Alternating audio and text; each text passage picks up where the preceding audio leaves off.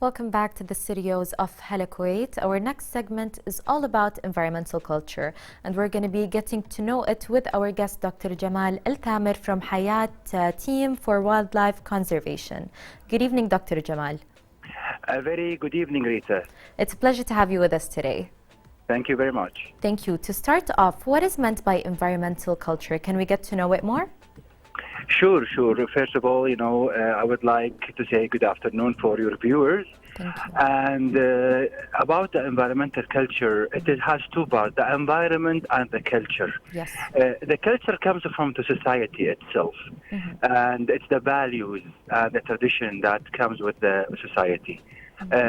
While the environmental culture means how much is the society aware of their role within preserving the environment. Yes. And as you know, the environment consists of four pillars: air, the land or the sand, water, as well as the human. Yes. The land and the sand, include also our, the life, which include the wildlife and animals, as well as, the vegetation. That's right. Environmental culture is to enhance and increase the awareness of the public toward preserving the environment. Perfect, which is something that is much needed. As you said, there's so many aspects of the environment that we're surrounded by all the time. That's right. In your opinion, Doctor, how do you think Kuwait is taking care of their environment? What is your opinion on it? Well, in Kuwait, as many of your viewers know, we have lots of environmentally related bodies. Yes. But it's not about the bodies. We have the Environmental Protection Authority, and we have the Society for Environmental Protection. We have the Public Authority for Agriculture. We have lots of NGOs. We have KISR, Kuwait Institute for Scientific Research, Kuwait University. Yes. We have the petroleum sector, which has the HSE, H Health, S Safety, E is for environment. Yes. So in terms of organizational understanding and taking care of environment, we are there. However, we're lacking the individual collaboration. We're still lacking the individual to understand that they are living in the environment and they have a reversible relationship. Yes. Every one of us give to the environment, and every one of us receive from the environment. Since you mentioned the individual's responsibility towards the environment, how can we increase the awareness towards the environmental culture in Kuwait for both Kuwaitis and even expats? That's a great question, Rita. When it comes to environment, there is no difference between Kuwaitis and expats. We are living in this land. Yes. Everybody has their duties and responsibilities. In terms of environment, you are where you live. That's where you are living for this period of time, 60, 70, 80 years. So either you live in a good environment, you breathe good air, you drink good water, you eat good vegetation, good fruits, or on the contrary.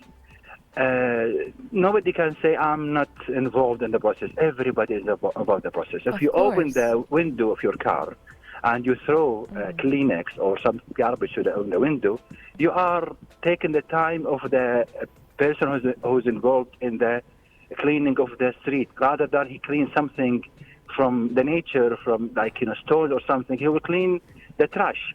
And that's a waste of time. That's also, it will add to the garbage which is going to be landfilled. Rita, imagine, in Kuwait we have 10,000 tons of garbage on a daily basis. Oh, wow, which is a really big amount. That is a big amount, and we are the second worldwide in terms of, garbage production. Yeah. And guess what we are doing with this garbage? Nothing. Definitely. It's a very new idea since Kuwait isn't a very big country, we could say. So to be number 2 on the world is a bit extreme. It is. Unfortunately, it is. And at the same time, there are slow movement in terms of how to utilize this, waste, the human waste, in terms of recycling. Yes. These waste is a fortune in many countries. everybody went outside, for traveling. And you can see there are lots of places where you segregate. And there are lots of movements in Kuwait to segregate the waste in terms of metal, glass, paper. I'm sure you know that, Rita. Of course. But the problem is still the awareness. Many people, they think this is not needed. This is not important. No, it is very important to take care of the carbon environment. Because as you said, we can at least start recycling and making use of the big amount of waste that we are experiencing here in Kuwait. Doctor, moving on to something else environmentally, how can we see the environment? Does it always change, or is it constant, or always moving and changing? Nothing is constant except change itself. It is constant. Everything is changing. The environment is changing. We heard, maybe 20, 30 years back about global warming. And that's because the environment is changing. Humans are throwing their pollutants and their factories to the to the atmosphere, which is a big part of the environment. Right. The awareness is not going up, it's going down, unfortunately. People in industry, they think they are taking care of the environment while they are in the country. Right. They are really not doing very well in terms of the environment, even though there are good logos, we are green energy, green. But they are doing very well, but not as well in terms of making the awareness of people towards the environment. Yes. The key word here, if you are aware of the environment, the environment is moving, and you have to move along. And as citizens of Kuwait, or living people in Kuwait, we have to be aware that we need to take care of the environment as much as we can, and the environment is collaborating with us. If we do good to the environment, it will pay us back. If we do bad to the environment, it's going to be the same. It will pay us back. I think that's a very important point that you mentioned, taking care of our environment. So within our circle of house or workplace field, how can we improve the environment? You start from your house. You start from your office. You start from your car.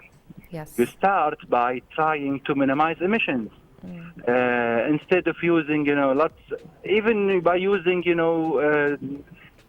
household items. If you want to spray any kind of, refrigerant or even a cologne, don't overuse it. Right. Because you end up, in the environment. If you want to burn up some gas for your cooking, do it to the minimal. If you want to use some wood, do the minimal. If you want to eat, don't overeat. Don't take more portions than what you need. That's all about the awareness. You have to know that the environment is aching now. Because especially with our food supplies, with our water supplies, with our land supplies, they are shrinking with the expanding of humans. So we have to take care of that. So the smallest things really do make a difference. And lately we've been hearing a lot that COVID-19 has aided, in a way, the environment. Do you think that COVID-19 improved the environment, or did it make it more deteriorated, we could say? 100%. I would say 99%. You are right, Rita. The environment recovered in a big way during COVID-19 era. However, the environment recovered in terms there's no pollution, no cars. People noticed that before, during the full lockouts, everybody was saying, we are getting cooler. Of course. The weather is not as every year. When people are walking before the sunset in Ramadan, they are saying, wow, this is different than every year. Yeah, the weather was pretty amazing. It is. And what happened after, we took out the lockout, temperature is back to its peaks and more than its peaks. Right. So environment is collaborating with us as we collaborate with it. It will. And the good news, the global warming is in its good shape. It is going down.